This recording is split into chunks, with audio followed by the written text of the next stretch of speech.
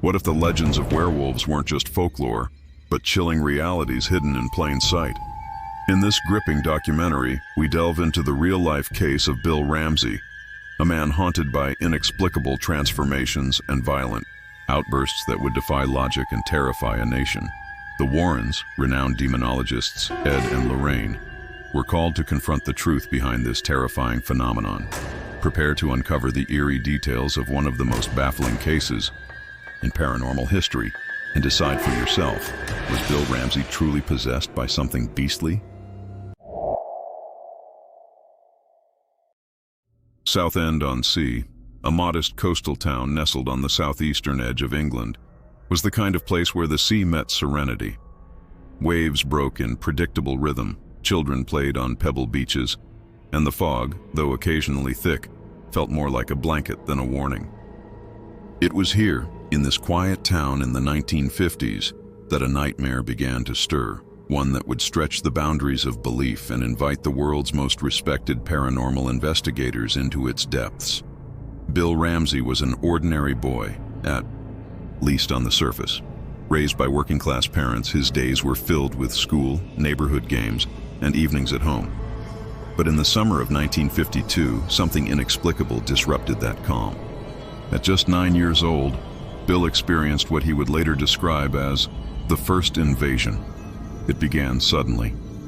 A cold chill took over his body on a warm afternoon, followed by a feral smell, wet fur and blood. Then a searing pain in his chest and a burst of rage that he could neither understand nor control. In his backyard, with no provocation, Bill tore up the wooden fence with unnatural strength. His parents, horrified, watched as their small boy snarled and growled, eyes wild with an animalistic fury. It took 3 adults to subdue him. When the episode passed, Bill had no memory of what happened. He was shaken, confused, and terrified. The doctors, unsurprisingly, had no answers. They attributed the event to a childhood breakdown, or possibly epilepsy, but the test results came back normal. With time, the memory was buried, but never forgotten. Bill grew up, married, found work as a carpenter, and for a while, life was ordinary again. But in the late 1960s and into the 1970s, the darkness that had once overtaken him returned. It started slowly: anxiety, panic attacks, a fear of becoming violent. Then, during moments of extreme stress, something inside him would shift. Witnesses describe Bill's face contorting, lips curling back over teeth that seemed longer than normal, and his hands bending as though they were forming claws. And always, that same foul smell filled the air. Local authorities began to take notice when Bill, during one of these episodes, attacked a stranger without warning. Police intervened, but struggled to control him. He was no longer a man. In their words, he fought like an animal. Hospitalized and restrained, Bill would return to himself hours later with no recollection and deep remorse. Rumors swirled around the town. Some said he was mentally ill. Others whispered darker theories: curses, possession, or worse.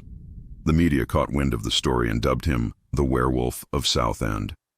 What had once been a private struggle was now a public spectacle. It was this growing media attention that eventually brought Bill Ramsey to the attention of Ed and Lorraine Warren. Known for their work in cases that defied logic, the Warrens had dealt with everything from cursed objects to full-blown possessions. But nothing, not even the infamous Annabelle case or the Enfield poltergeist, had prepared them for the raw physicality of Bill's torment.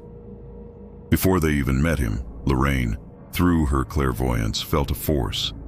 Something old and primal, not demonic in the traditional sense, but predatory. Something that wore the skin of a man like camouflage. As Southend-on-Sea tried to pretend life was normal, a storm was gathering. Ed and Lorraine prepared to journey to England, drawn not just by curiosity, but by the distinct impression that whatever afflicted Bill Ramsey was beyond natural and dangerously close to inhuman. The stage was set. The town's quiet facade would soon be shattered by truths too terrifying to ignore. As a young man, Bill Ramsey did what most people do. He built a life he could manage. He married a woman named Nina, had children, and worked steadily as a carpenter. On the outside, everything appeared stable. But beneath the surface, something ancient and wild was stirring, clawing its way through the fabric of his mind. It began with moments of disorientation. Bill would be at work, hammer in hand, and suddenly feel a sharp drop in his body temperature. Then came the panic, cold sweats, and the unmistakable scent, feral, metallic, like wet fur soaked in blood. His heart would pound violently, and he'd feel his muscles tighten as if preparing for a fight. The episodes intensified. He began waking in the night, drenched in sweat, teeth bared, chest heaving, growling at an unseen predator. Nina, terrified, tried to soothe him. But how do you calm something that isn't fully human anymore? Their home became a place of caution. His children learned to step lightly, to avoid upsetting their father during these increasingly frequent blackouts. In one particularly disturbing incident, Bill was walking home from a pub when the transformation seized him again. Without warning, he dropped to the ground on all fours and sprinted, yes, sprinted, down the street like an animal. A bystander, thinking it was a drunken man playing a joke, laughed. That was until Bill lunged at him, teeth gnashing, eyes wild. It took 3 men to pull him off. He was arrested, of course. But once inside the holding cell, the change passed. Bill returned to himself, weeping and begging to understand what was happening. The police, unsure of what to charge him with, released him after a brief psychiatric evaluation found no lasting signs of mental illness. The doctors were baffled. One psychiatrist reportedly told Bill, "You're sane, but something is living inside you." By the early 1980s, these episodes were no longer rare. They were predictable. Bill could feel them coming days in advance, like a storm brewing beneath his skin. And with each incident, the physical changes became more pronounced. His lips curled back involuntarily. His fingernails thickened. Some claimed to have seen his facial features distort in impossible ways. During one attack, he bit a police officer through the steel bars of a holding cell. The officer required stitches and a tetanus shot. Bill had no recollection of it. What terrified him most was the lack of control. He wasn't faking it. He wasn't performing. When it took over, he wasn't there anymore. It was like watching his own body from behind a veil, unable to stop the carnage. Word of Bill's condition spread beyond the UK. Journalists referred to him as Britain's real-life werewolf. Psychologists debated whether it was a rare psychological condition, perhaps lycanthropic disorder, a delusion of being a wolf, or something worse, something not yet classified. But it was Nina, desperate for answers and fearing for her family's safety, who contacted the Warrens. She had seen them on television, speaking calmly about demons and deliverance, about entities that could inhabit the soul and twist it beyond recognition. She wrote them a letter, not begging for help, but pleading for truth. When Lorraine read Nina's words, she reportedly wept. She described sensing a shroud of violence, old and persistent, surrounding Bill Ramsey's name. Ed, more skeptical but equally intrigued, agreed that this was no ordinary possession. They made preparations to fly Bill to Connecticut. The goal was simple: assess him, contain the danger, and if possible, liberate him from whatever beast had made his soul its den. But Bill was terrified to travel. He feared hurting someone mid-flight or worse, losing control in a country not his own. The Warrens, unfazed, promised full security and spiritual protection. They had faced malevolent forces before. But even Ed admitted privately that this case disturbed him in a way he couldn't articulate. This wasn't just about a man. This was about something ancient, perhaps even pre-Christian, awakening in the modern world. As Bill boarded the plane, escorted by professionals, and watched closely, he whispered to Nina, "If I don't come back, tell the kids I fought it." She nodded, unable to speak, and so the monster within crossed the Atlantic, heading toward a confrontation neither side could predict. What do you think of Bill Ramsey's terrifying transformation so far? Do you believe it's psychological, or something far more sinister? Share your thoughts in the comments and let's explore this mystery together. The next chapter reveals the first time the police truly feared him. Stay with us. December 1983. Southend-on-Sea was wrapped in winter's silence. The cold bit harder that year, and the streets emptied early, leaving only the occasional police patrol to navigate the fog-drenched roads. In one of the town's quiet neighborhoods, however, something primal was about to break loose. A force not of winter, but of nightmare. Bill Ramsey had spent the evening restless.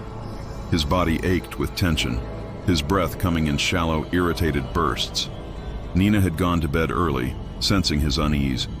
He paced their small living room, clawing at his arms as if trying to peel away something crawling under his skin.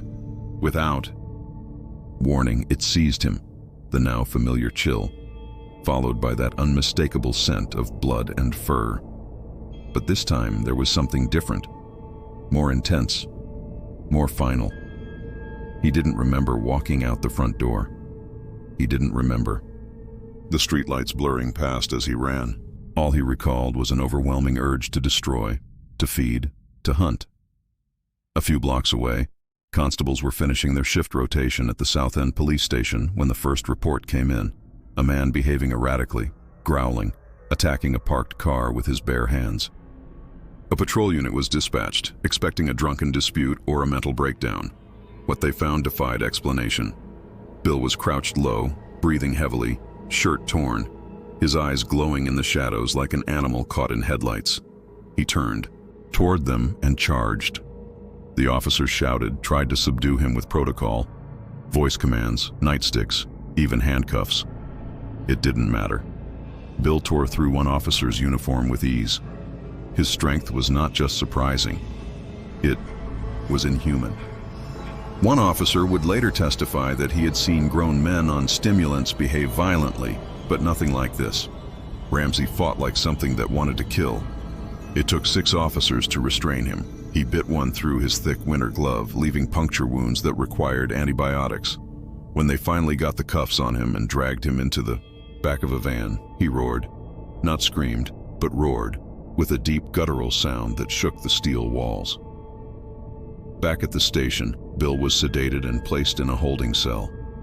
Hours later, as the sedatives wore off, he awoke calm and compliant. His only question was, "Did I hurt anyone?" Detective Sergeant Peter Howarth was the first to sit with him. What struck the officer wasn't just Bill's remorse, but the confusion in his voice, the honest fear in his eyes. "I wasn't there," Bill said. "Something else took me." Medical evaluations followed, and the results again confounded experts. No drugs, no alcohol, no history of psychosis. A mild anxiety disorder, perhaps, but that didn't explain the surge in strength, nor the fact that Bill had crushed a steel-caged door with his bare hands. Word traveled fast. Newspapers ran headlines like "Man or Beast" and "The Werewolf of Southend Strikes Again." Local television replayed grainy footage of Bill snarling at the camera, restrained, eyes gleaming with something raw and feral. But perhaps most alarming of all was the effect this had on the police. These were trained men, disciplined, experienced, and yet several of them refused to be on duty alone after the incident. They had seen fear before, but this was something deeper, primal, as if the thing they faced had no business existing in their world. One officer quit the force within months. The local community grew restless. Parents kept children indoors. Some whispered superstitions that hadn't been uttered in decades. Others scoffed, labeling it as a man in crisis, a town feeding on hysteria. But the Warrens were paying attention. From their home in Monroe, Connecticut, Ed and Lorraine studied every report, every photograph. Lorraine's visions had grown sharper.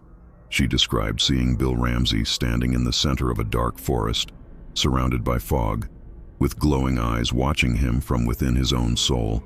Ed prepared for what he called a complete confrontation with the beast, warning his team that this was not simply another haunting or demonic presence. It was a spiritual parasite feeding off human flesh and fear. The authorities in England, desperate to prevent another violent outburst, reluctantly agreed to let the Warrens take custody of Bill Ramsey under strict psychological supervision. Arrangements were made. Bill, though reluctant, agreed to travel again, this time under the shadow of something more than personal torment. He was no longer a man battling madness. He was now a threat, monitored not just by doctors, but by demonologists. In the sterile light of the police station, just before departure, an officer who had witnessed the attack approached Ed Warren and asked, "Do you really believe he's a werewolf?" Ed looked him in the eye and answered without hesitation, "No, I believe something far worse is wearing him." Monroe, Connecticut. In the subdued light of the Warrens' occult museum, surrounded by relics from decades of battles, against the unseen, Lorraine Warren stood in silent meditation. Her fingers grazed the surface of a worn crucifix, one used during an exorcism in 1976.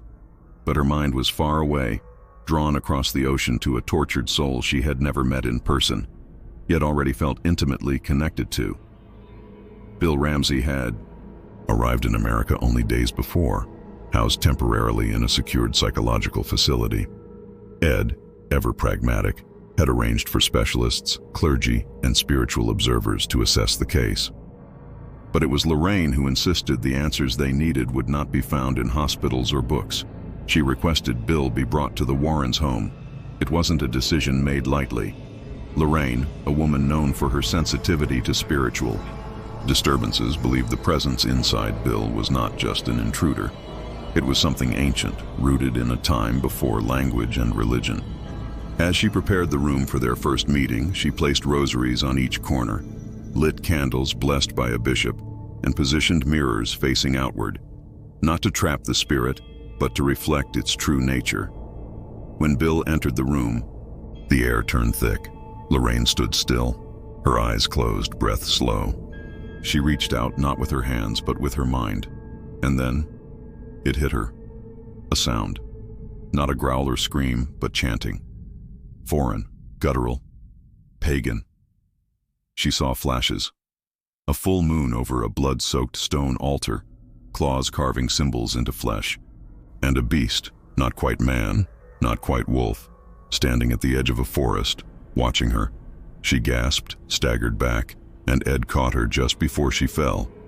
Later she would explain that what inhabited Bill was not a demon in the traditional sense. It was something else.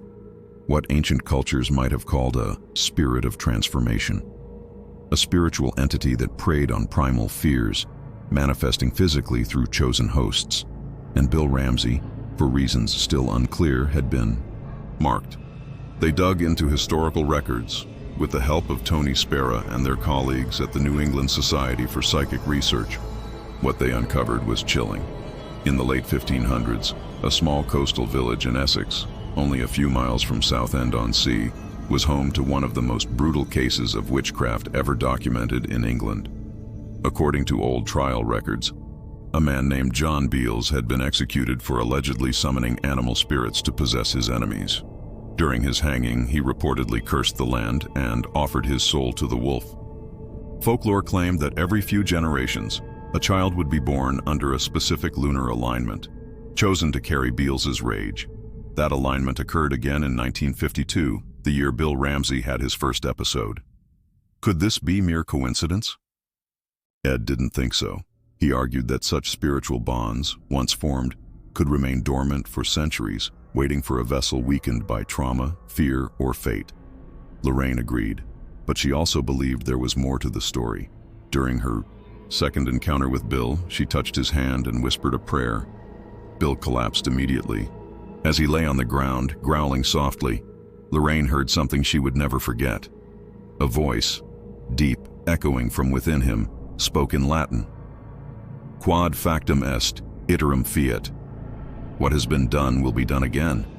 It wasn't just a possession. It was a ritual rebirth. From that moment, the Warrens knew they were no longer simply investigating a haunting. They were preparing for a spiritual confrontation rooted in history, folklore, and a legacy of blood. Lorraine began writing letters to trusted clergy, requesting a special kind of exorcism, one not typically used in Catholic tradition, but adapted for cases involving pre-Christian entities. Ed, meanwhile, readied the protective artifacts they had used in their most dangerous cases, including the same relics brought to the Perron home and the Snedeker haunting. But as they prepared, so did the entity inside Bill. His episodes were becoming more frequent, more intense. At one point, during a monitored sleep session, he tore through restraints that had held convicted murderers. His eyes rolled back, and his chest expanded unnaturally, as if housing something far larger than a man's lungs. They were running, out of time. Lorraine confided in Ed late one evening, voice trembling. "I don't think it just wants to possess him, Ed. I think it wants to become him, permanently." The full moon had always held a curious power over human imagination.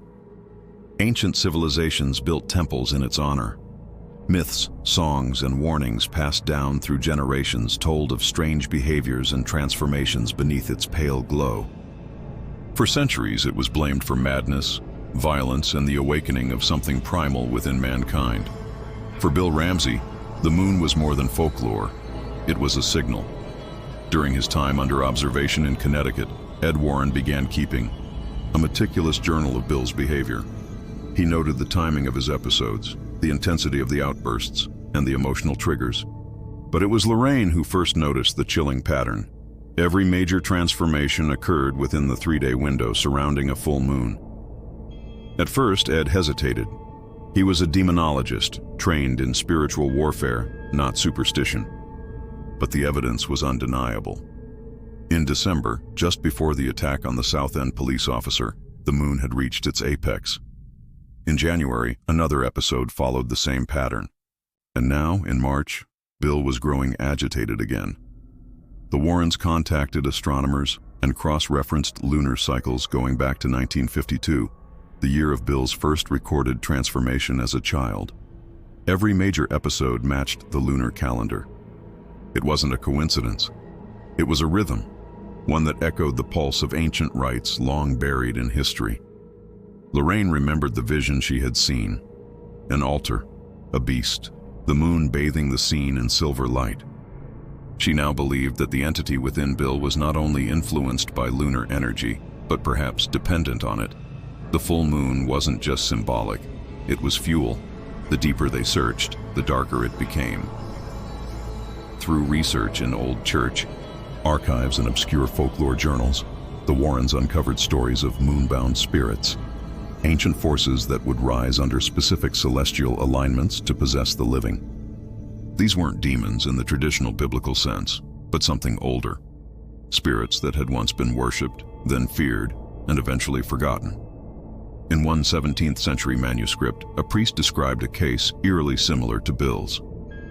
A farmer in rural France, believed to be cursed, would undergo violent transformations every full moon. He claimed to feel his bones shift, his teeth grow, and his mind vanish into the wilderness. The priest performed a ritual exorcism not recognized by the church. Days later, the farmer vanished into the forest, never to return. The only sign, he'd been there. A trail of blood and claw marks on a tree. Ed and Lorraine were now certain. Whatever inhabited Bill Ramsey was ancient, possibly pre-Christian, and bound to lunar cycles in ways science could not explain. Meanwhile, Bill's condition worsened. Even when not in full transformation, he felt it inside him. A restless stirring, a hunger that was not his own. During one particularly tense night, he awoke standing in the Warrens' backyard, barefoot, shirtless, and staring up at the full moon. He had no memory of how he got there. Nina, still in the UK, received daily updates from Ed. Her voice was strained on the phone, filled with both love and fear. "He used to be gentle," she whispered. "Now I don't know what's looking through his eyes." It became clear that a decisive confrontation was necessary. The next full moon was in less than 2 weeks. If they were to perform an exorcism, it would have to be then, when the entity was at its most powerful, but also its most vulnerable. Father Michael, a priest trained in both traditional and esoteric rites, was brought in. He had once worked with the Warrens on the Smurl case, and though initially skeptical, he had witnessed enough to never doubt Lorraine's instincts again. Preparations began. Sacred relics were gathered, salt lines were drawn, Latin prayers were copied by hand as required for rituals involving ancient spirits. And in the center of it all, Bill Ramsey, a man trapped in a nightmare of bone and blood, of howls and silver light. As the full moon rose higher in the sky, Lorraine stood by the window and said softly, "This is no longer about saving Bill's soul. It's about stopping something that's waited centuries to walk free under the moonlight again." The day of reckoning had arrived. The Warrens' Connecticut home had never felt more like a battleground. The dining room, once a place for meals and quiet conversations, was transformed into a sacred chamber fortified with spiritual protection. Every artifact in their possession, rosaries, crucifixes, relics, was placed with precise intention. Salt lined every doorway, every window. Mirrors were covered, lights dimmed, and the scent of frankincense clung to the air. At the center sat a single wooden chair, secured to the floor, reinforced with straps, and surrounded by a circle of holy oil. It was here that Bill Ramsey would confront the entity that had haunted him for over 3 decades. He arrived escorted by 2 psychiatric observers and a police officer, not because he was under arrest, but because no one could predict what might happen. His body trembled, not with fear, but with something beneath the surface, like an engine revving, waiting for the signal to explode. Father Michael entered last. Dressed in full ceremonial garments, he carried with him the Exorcismus Potentissimus, a ritual reserved for rare and exceptional cases. This was not a standard Catholic rite. It was an ancient form, modified for encounters with spirits that predated organized religion. Lorraine stood nearby, whispering protective prayers. Ed took his place at Father Michael's right, ready to intervene with physical or spiritual measures if needed. The ceremony began. At first, Bill sat quietly, his eyes closed, lips moving in sync with the Latin incantations. But 10 minutes in, the transformation erupted with frightening speed. His head snapped up, his teeth bared. A guttural growl echoed through the room, vibrating the floorboards. The chair shook violently, his fingers curled into claws, his face twisted into an unrecognizable snarl. "You can't take him," the voice growled. Not Bill's voice, but something older, something cruel. "He is ours. He is the chosen," Father Michael continued, unwavering. Lorraine gripped her crucifix, her vision clouded by black shapes, swirling around Bill's body. Ed shouted over the noise, "Push back! Force it out!"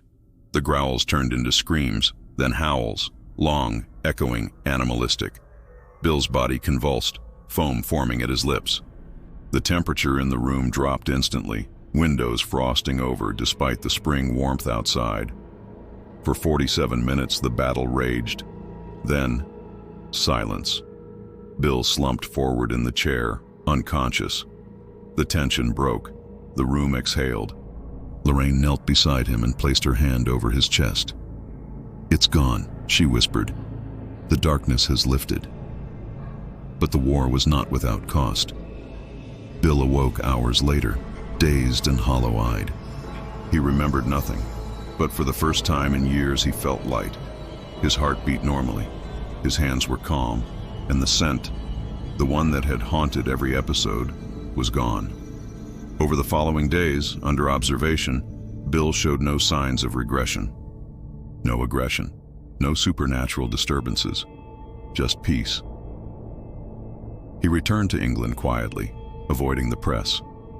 He and Nina resumed their lives, slowly, cautiously, and for over 15 years, there were no more episodes. No more moonlit transformations. Only the memory of a life nearly devoured by something that defied science and sanity. The Warrens never claimed full victory.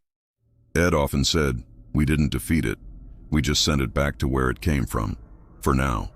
But for Bill Ramsey, it was enough. He was free, and for the Warrens, it was another chapter in their unending battle against the shadows that stalk the edges of the human soul. Thank you, truly, for staying with us this far. Your curiosity, your willingness to face the unknown, and your courage to explore these real-life horrors are what keep these stories alive. And trust me, the best, and the most chilling, is yet to come. Despite the silence that followed the exorcism, Those who were present would never forget what truly unfolded in that room. Cameras had been deliberately excluded. Ed Warren believed there were moments so sacred, so vulnerable, that recording them would diminish their spiritual power. But detailed notes were taken, and every participant, Father Michael, Lorraine, Ed, and the medical observers, documented their experiences in writing. This is their account. The exorcism began with calm intention. Father Michael, hands trembling, slightly, read from the ancient text in Latin. Bill Ramsey was already showing signs of agitation before the first verse was finished. His skin flushed red, his breathing irregular. He tugged at the straps, not violently, but as if something inside him was testing the restraints. Then, at the precise moment Father Michael invoked the command of expulsion, everything changed. Bill's body went rigid. He arched back in the chair and let out a howl, low, deep, and undeniably animalistic. Lorraine described the sound as the cry of something not made in the image of God. The room itself reacted. The candles flickered, though there was no draft. Shadows along the wall moved independently of the light, and then came the voice. It wasn't English. It wasn't Latin. It was something darker, guttural syllables, vibrating in the chest rather than heard with the ears. The observers could only describe it as a growl that spoke. He belongs to the old ones, the ones who walked before your God. Father Michael pressed on, raising his voice, invoking the holy names. Bill laughed, or rather, the thing inside him laughed. His teeth gnashed together, his eyes rolled back until only the whites showed. His wrists strained against the leather straps, which creaked under the pressure. Then, suddenly, blood appeared. A thin line across Bill's forearm split open, not deep, but as if scratched from within. 3 jagged marks, not from any visible object in the room. The observers rushed to him, but Lorraine held them back. "It's not meant to harm," she said. "It's meant to frighten us." She stepped forward, crucifix in hand, and placed it on Bill's chest. His back lifted from the chair, his face contorting into something that defied description.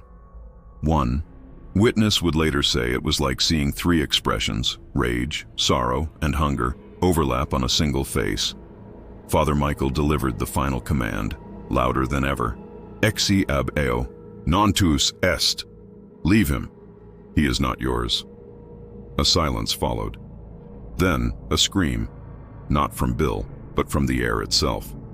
It was as if the room cried out in protest. The temperature rose abruptly. The candles went out simultaneously, and Bill slumped forward, unconscious. It was over, but not completely.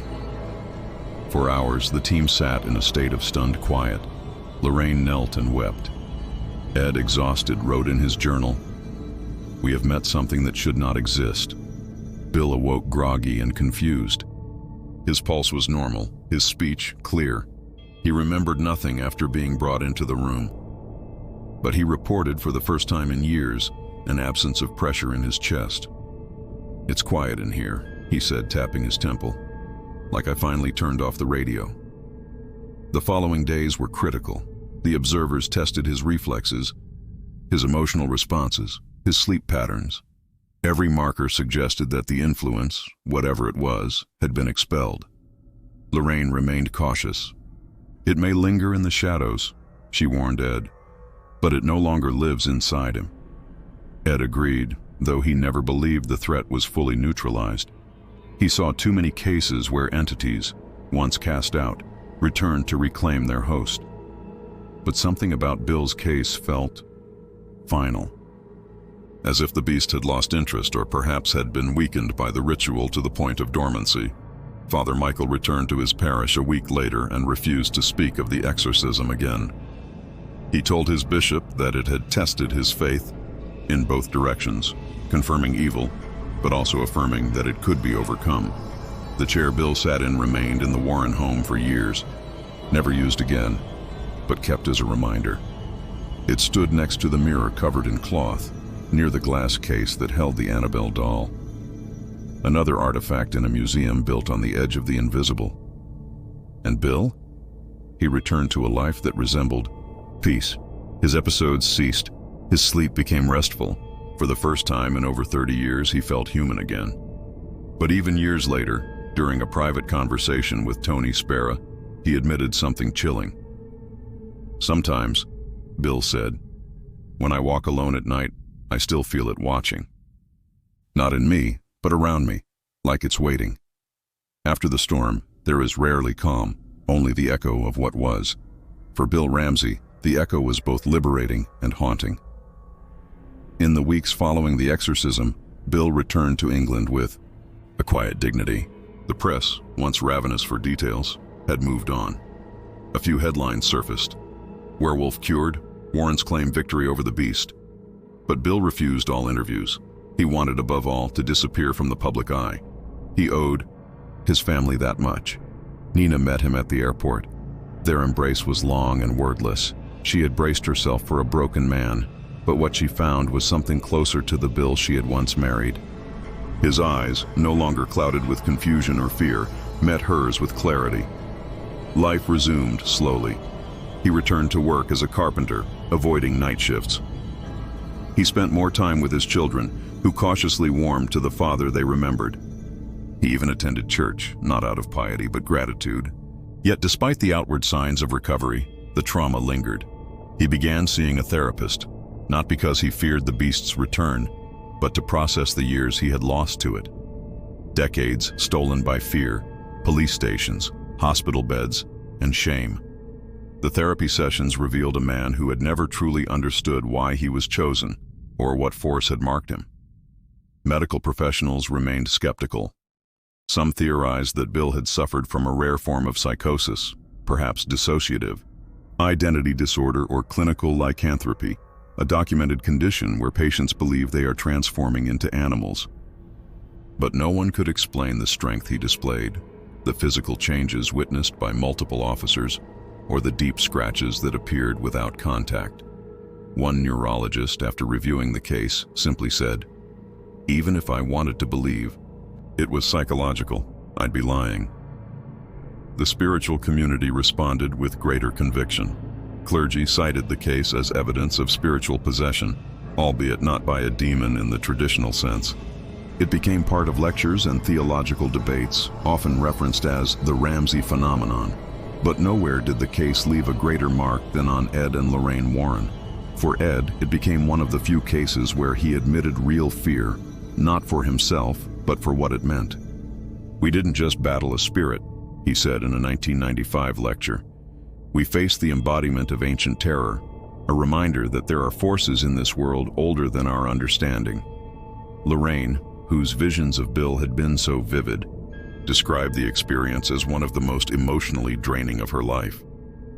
In private, she would often look out into the forest beyond their home and whisper, "It's still out there. Somewhere." Tony Spera, their son-in-law and assistant, preserved the records of the case. He documented every interview, every photograph, and every written testimony. Years later, he would tell a group of young investigators, "If you think the Warrens exaggerated the story, talk to the police officers who tried to restrain Bill. Talk to the priest who blessed the wounds on his arms. Talk to Nina, you'll change your mind." As for Bill, he remained silent. He declined every book deal, every tabloid request. His story, he felt, had already been told and lived.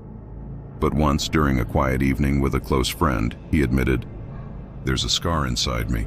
You can't see it, but I feel it, like something was stitched back together, and the seam could tear at any time." He never had another episode. No more growls, no more transformations. But every full moon he stayed home, curtains drawn, just in case. The town of Southend-on-Sea eventually moved on. New stories took the place of old fears. But among the locals, especially those who remembered the 1980s, there lingered a shared glance, a quiet understanding whenever Bill's name came up. Because they knew. They had seen it. And deep down, even the skeptics admitted, something unnatural had walked their streets, something that looked like a man but wasn't. When science meets the supernatural, tension is inevitable. The story of Bill Ramsey, his inexplicable strength, his violent outbursts, The transformation of his face and posture was a challenge no institution wanted to claim, yet none could ignore. Skeptics, doctors, theologians, and even folklore scholars all took turns trying to interpret what had happened. The psychological community was the first to weigh in. Clinical lycanthropy, a rare psychiatric syndrome, became the go-to diagnosis. Patients under this condition firmly believe they are transforming into wolves or other beasts. But there were problems. In most clinical cases, the delusion is internal. The body does not actually change, and strength remains within human bounds. With Bill, however, observers, including law enforcement and medical professionals, described visible physical changes and feats of strength that bordered on the impossible. Dr. Evelyn Hawthorne, a British psychiatrist who reviewed transcripts and statements from the South End police, offered a reluctant commentary. Even if one assumes mass hysteria or psychological projection, there remains the question of how a man with no training or conditioning bent steel and broke through reinforced restraints. That's not delusion, that's physics. Neurologists explored the possibility of temporal lobe epilepsy, a condition known to cause hallucinations and changes in behavior. Again, tests were inconclusive. Ramsey's EEG scans showed normal brain activity. MRI scans revealed nothing unusual. No tumors, no lesions, no neurological anomalies. He was, medically speaking, healthy. Then came the biochemists, examining hormonal surges. Adrenaline, when spiked, can give temporary strength, heightened senses, and emotional detachment. But even this explanation fell short. Adrenaline doesn't change eye color. It doesn't distort facial structure. And it certainly doesn't cause claw-like scratches to manifest across someone's body without an external source. Theologians, on the other hand, saw Ramsey's case as a modern manifestation of ancient archetypes. Across cultures, the wolf has long symbolized the balance between man and beast, civilization and instinct. In Norse mythology, Fenrir, the great wolf, represented chaos destined to devour the gods. In Christian tradition, the wolf is a destroyer, often equated with evil spirits. Father Marcus de Vries, a Vatican-trained exorcist who studied the Warrens' records, declared, "This was not mental illness. This was infestation." The entity used the werewolf form because it reflects our deepest collective fear, the loss of control, the surrender of the soul to instinct and violence. But it was folklorists who made the most intriguing connections. Professor Adrian Mallory of the University of Edinburgh compiled stories from Europe's history that paralleled Bill Ramsey's condition with disturbing accuracy. In 1598, a man in Bedburg, Germany, named Peter Stubbe, confessed, under torture, to being a werewolf. His neighbors claimed he had transformed and slaughtered livestock, even children. Stubbe was executed, but not before detailing sensations eerily similar to Ramsey's: loss of memory, blackouts, and a hunger for blood. In 1725, a French case documented a villager named Jean Grenier, who claimed he turned into a wolf at night. Though initially dismissed as mad, multiple witnesses described attacks consistent with his confessions. These cases, Mallory argued, were not simply myth. They were historical echoes, evidence of something recurring, something old, and possibly something real. Still, the skeptics persisted. James Lander, a well-known debunker, accused the Warrens of theatrical embellishment. "They've built a career off the extraordinary," he said. "This is just another performance." Yet Lander never interviewed the South End police, never read Lorraine Warren's personal journals, and never looked Bill Ramsey in the eye. Even within the scientific community, there were quiet admissions that not everything could be explained. Dr. Hawthorne, in a private letter to a colleague, wrote, "If we are to be honest, we must admit that there are things that challenge our frameworks. Bill Ramsey is one of them." And for many, that was the true terror of the case, not the transformation itself, but what it implied, that beneath our logic, our data, our understanding, there are forces still untouched by science, forces that walk in the space between man and monster. The Warrens believed in that space. They didn't need approval or validation. They had seen it with their own eyes. They had felt the presence that lurked behind Ramsey's stare. For Ed, it confirmed a lifelong belief. Evil does not always appear with horns and fire. It sometimes wears the skin of a good man and waits for the full moon. Time has a way of softening horrors, dulling their edges until they feel more like stories than scars. But the case of Bill Ramsey, the man who may have once become a beast, has never faded into myth. It endures, not because of sensational headlines or cinematic adaptations, but because of the silence that still lingers around it. A silence filled with unanswered questions. To this day, Bill Ramsey's case stands as one of the most perplexing in the Warrens' extensive career. It was never turned into a major motion picture like The Perron Family or The Amityville Haunting. Perhaps it was too strange, too rooted in something primal. A story not of haunted houses, but of haunted flesh. The Warrens themselves often reflected on this difference. With ghosts, Ed once said, you can confront a spirit that's separate from the victim. But with Bill, the spirit was inside him, living his life, twisting his humanity. It wasn't just a haunting, it was a merger. In lectures and seminars across the world, the Warrens would occasionally reference the Ramsey case, not for shock value, but as a warning. Lorraine called it a glimpse into the ancient wilderness of the soul, a place where logic loses its grip and the spiritual world speaks in fangs and claws. After Ed's passing in 2006, Lorraine continued their work with unwavering grace. She maintained that Bill Ramsey had been one of the kindest men she'd ever met, gentle, soft-spoken, and humble. That's what made it so tragic, she often said. He didn't deserve the thing that lived in him. Tony Spera, who inherited the Warren legacy, continued to preserve every artifact and case file related to the werewolf. He received letters from other families over the years, parents claiming their children showed signs of similar episodes, isolated reports of men and women experiencing violent blackouts under the full moon. Most were dismissed, but Tony always read them twice, because the legacy of the Wolfman isn't about one man alone, it's about what he represents. He is the embodiment of the thin line between control and chaos, between man and instinct. The fear that inside all of us lies something waiting, something ancient, that howls when the light fades.